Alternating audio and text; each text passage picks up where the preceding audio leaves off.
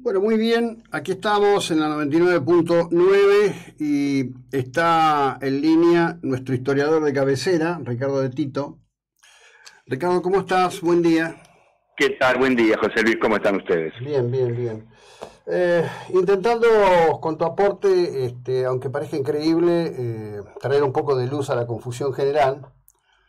Bueno, mucha gente preocupada porque el día pueda quedar ensombrecido, la jornada del 25 de mayo quede ensombrecida por el acto militante, político. Yo la verdad que no creo que eso vaya a ser así, puede ser alguno que otro, pero fundamentalmente para que reconstruyas para nosotros la significación del 25 de mayo. Simplemente digo como introducción que la saga que llevó, como dice nuestro texto patrio, a la liberación de medio continente, empezó en el lugar menos significativo del poder económico del Virreinato del Río de la Plata, ¿no?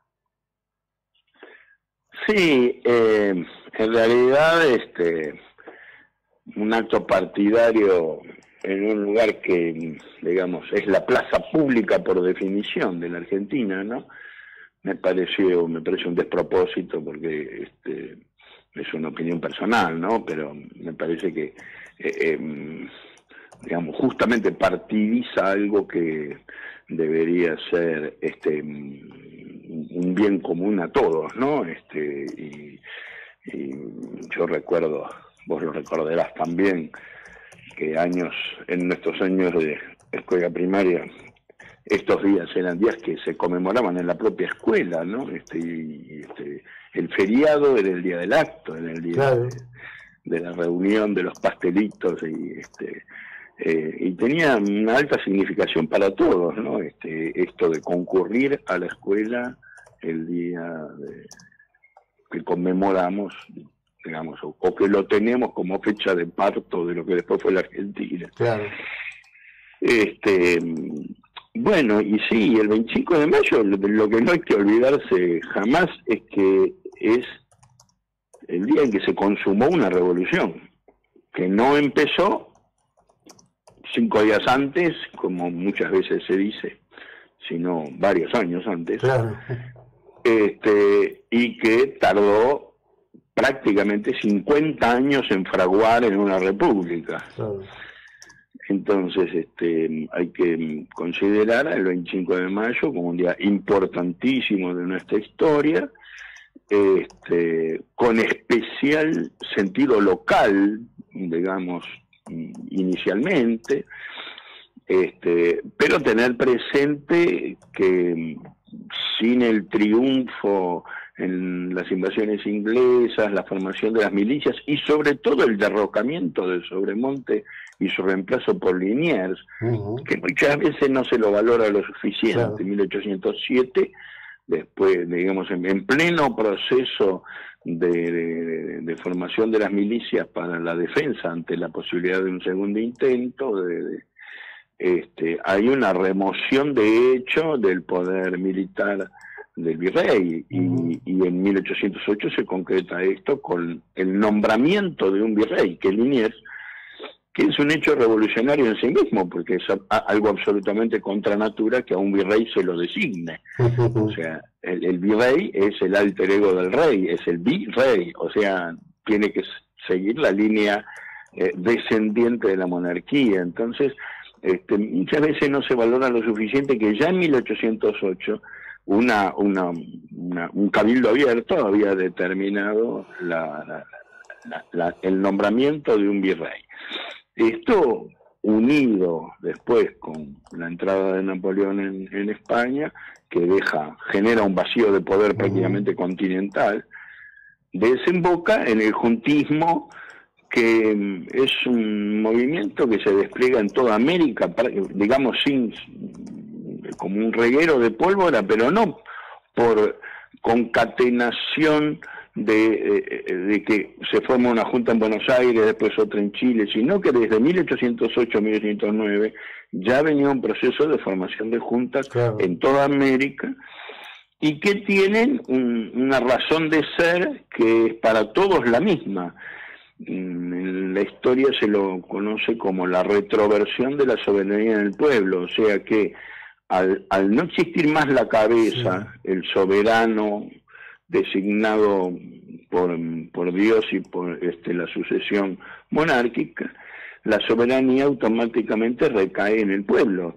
Y entonces esto es lo que da lugar a la formación de las juntas, que como decía recién, en 1808 hay una junta en Montevideo, otra en Quito, en 1809 hay intentos de juntas reprimidas salvajemente en Chuquisaca y La Paz, y ahí sí, en 1810, 1811, toda América virtualmente, en las principales capitales virreinales o de gobernaciones, forman sus propias juntas, ¿no? Y este es el proceso en el que tenemos nosotros entonces al 25 de mayo de 1810 como la nominación de nuestra primera junta de gobierno a nombre del rey cautivo Fernando VII. Claro, querría aportar esto, ¿no? Esto en rigor había comenzado sobre finales del siglo anterior, cuando comienzan las rebeliones llamadas de los comuneros, ¿no? En Nueva Granada, 1781.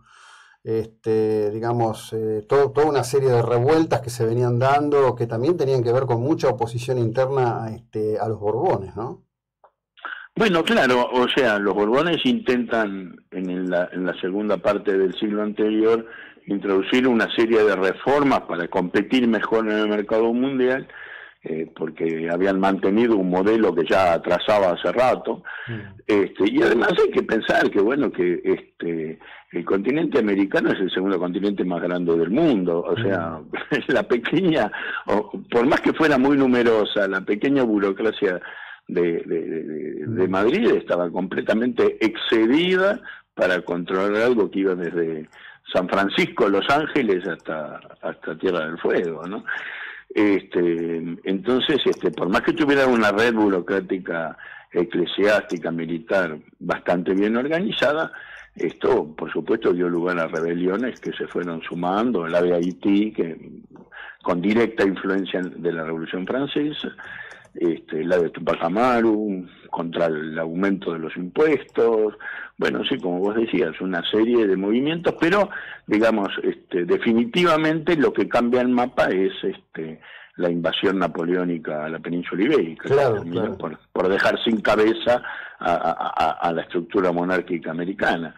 Entonces se da un fenómeno que es único en el mundo y que no se ha repetido en ningún otro lugar, que es que comienza la construcción de repúblicas. La construcción republicana, ese es un fenómeno que solo lo vivió, llamémosle así, el Nuevo Mundo, América. Hay que pensar, por ejemplo, que en Asia o en África los países adquieren su independencia y forman estructuras republicanas recién después de la Segunda Guerra Mundial, 150 años después. La primera vez que hubo sufragio efectivo en Sudáfrica fue en 1994, cuando ganó Mandela. Entonces, la experiencia republicana de América fue inédita, no tenía planos, digamos, estaba Estados Unidos ahí como caso prácticamente único, y la Revolución Francesa, que había derivado en el Imperio Napoleónico y que por lo tanto empezaba a perder mucha de su fogosidad republicana inicial, ¿no? De modo que la gente de americana, San Martín, Bolívar, incluso los que ya tenían acuerdos previos, O'Higgins, en una campaña independentista, se lanzan desde el punto de vista institucional a una aventura nueva, porque primando todavía los conceptos de la monarquía constitucional, como era el modelo inglés, se ven arrojados necesariamente por la dinámica de la guerra contra España a enfrentar a las monarquías y construir repúblicas. Entonces es como un enorme ensayo en la historia de la humanidad. Y bueno, estamos conmemorando el inicio de ese gran ensayo que todavía no ha plasmado en repúblicas estables, democráticas. Bueno, pero yo quería conectarlo con esto, ¿no? Lo que vos decías, la invención de la democracia que le corresponde a los padres fundadores norteamericanos, prende en el continente americano, pero fundamentalmente prende en la América del Sur. La historia de México en realidad tiene otros parámetros y es mucho más larga en violencia inclusive, hasta que llegan a una estabilidad republicana. A mí nunca deja de asombrarme verdaderamente yo diría, el espíritu, la ambición y el genio de esos hombres de Mayo, ¿no? Sí, sí, sin ninguna duda. Es poco conocido, José Luis, pero yo lo recomiendo para los oyentes, que lean, por ejemplo, que conozcan. Yo reimprimí esos textos con prólogo de una gran investigadora de ese periodo, que es Noemí Goldman. Los textos donde Mariano Moreno, en noviembre y diciembre del 10, hay que recordar que Moreno estuvo 9 meses en el poder, nada más, ¿no? O sea, de mayo hasta que muere, Claro. y de hecho en diciembre es desplazado del poder.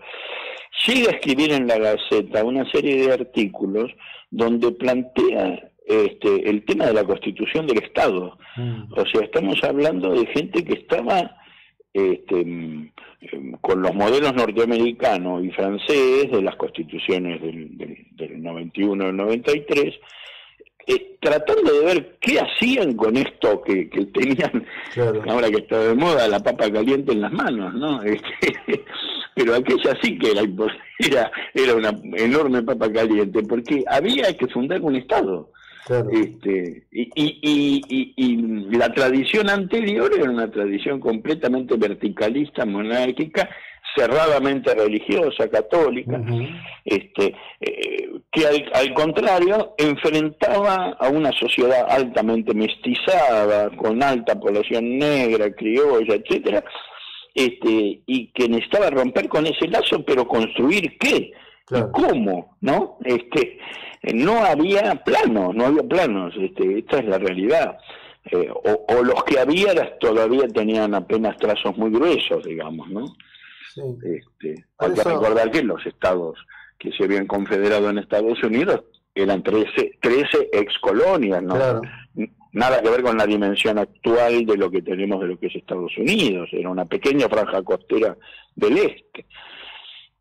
Así que bueno, la audacia y la certeza de que iban en el buen camino, aunque no sabían exactamente dónde iban a terminar, es algo que une a la memoria de ese puñado o esos, no sé, cincuentena o centena, que en todo, yo tomo como parámetro, digamos, al sur del trópico de Capricornio, porque es el Alto Perú, Paraguay, Chile, la banda oriental, parte de las Provincias Unidas, porque también el país terminaba en el río Salado, ¿no? En esa claro, época. Claro, sí, sí. Entonces, realmente es de una audacia y de un nivel de convicción que todavía hoy merece nuestro recuerdo y además la reflexión de aquello, de ese modelo, digamos, como fermento de las cosas de las reflexiones que nos tenemos que plantear ahora sobre el Estado de la República, etcétera, ¿no? Bueno, por eso bienvenidas sean en definitiva las fechas patrias, que nos permiten como gran excusa, pero como gran provocador, buscar caminos para hablar de todo esto, ¿no? Porque además tiene que ver en lo que venga con una profunda acción de recuperación de la calidad educativa en la Argentina, donde entre otras cuestiones se ha aplastado el conocimiento de la historia, ¿no? Bueno, la gran preocupación por la República, que creo que es el soterráneo de todo lo que está sucediendo hoy, plantea elevar el nivel de la discusión. O sea, las discusiones en Argentina prácticamente terminan siempre en candidatos o en polémicas de hechos cercanos, y tenemos que tratar de mirar problemas más generales. Yo por eso ayer en la nota que publiqué en Clarín, el tema de la libertad. Bueno, pongámonos de acuerdo cuando hablamos de libertad, ¿de qué estamos hablando? Sí, claro. Porque es un término abstracto, muy amplio, y mucha gente lo usa en forma completamente irresponsable. Y lo mismo república. Tratemos de mirar, yo te digo porque estoy dando unos cursos en este momento justamente sobre el tema, y elevar la mirada es leer a Platón, y no tenemos que pensar que eso no sirve, al contrario. Estudiar la polis griega, estudiar la República Romana, estudiar las repúblicas del medioevo, y estudiar nuestras propias revoluciones nos sirve para elevar el nivel de los debates que tenemos como desafíos en el siglo XXI, porque si no vamos a seguir empantanados que si este o el otro, y con programas de corto plazo, como vos planteás, con también el tema de la educación, el tema del derecho a la vivienda, la pobreza que está adquiriendo realmente niveles alarmantes. Bueno, esos son tenemos que tratar de ver dónde están los cimientos que tienen que ver con esa decadencia que se ha convertido prácticamente en imparable. Sí, a ver, hace unos días conversando sobre el tema educativo me decían, bueno, lo que va a llevar cambiar esto. Yo siempre cito, digamos, lo que era la Argentina antes de Sarmiento y durante Sarmiento, ¿no? Es decir, el salto cuántico que se dio con la época y los recursos, ¿por qué no va a ser posible hoy? Así que bueno, aprovecho este texto tuyo que inicia con una cita de Martin Luther King, que dice: tengo un sueño, un solo sueño, seguir soñando, soñar con la libertad, soñar con la justicia, soñar con la igualdad, y ojalá, expresión árabe que significa, Dios dirá, ya no tuviera necesidad de soñarlas. Como siempre te agradezco nuevamente la generosidad que tenés para con nosotros. Un abrazo, muy amable. Un abrazo grande y un saludo muy, muy caluroso a todos los malplatenses. Gracias, gracias. Ricardo de Tito, historiador. Bueno, y todo esto que gira alrededor de lo que nos pasa, de lo que nos ocurre, de lo que deseamos, de lo que buscamos, etcétera. Ya estamos.